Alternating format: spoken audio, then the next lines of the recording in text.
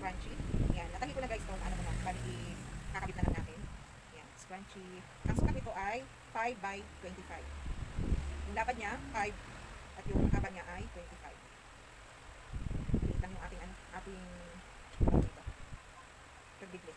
Kung mas malaki ito, mas madali. Ito guys, yung scrunchie natin ay ikakabit natin sa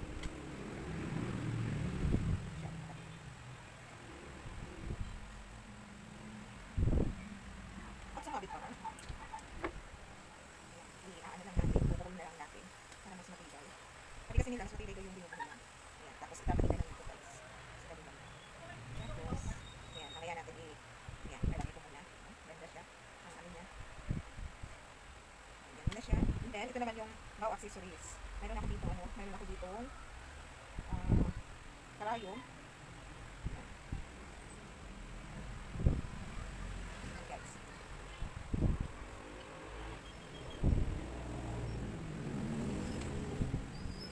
Ito naman, gagawin na lang natin guys para ang label na. Tapos, ipatong lang natin dito at ipipit.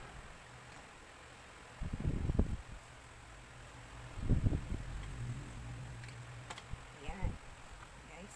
At ito naman, siya natin ilalagay dito. Dahil ito ang ating pero tatangin na natin.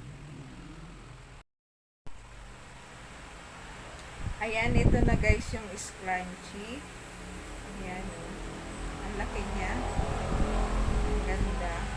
At saka ito naman yung ating ginawang baliktad yung ko. Ayan. Ang ganda.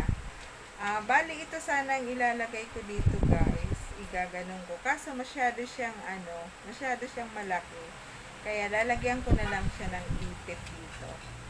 Lalagyan ko na lang ng ipit. Para siyang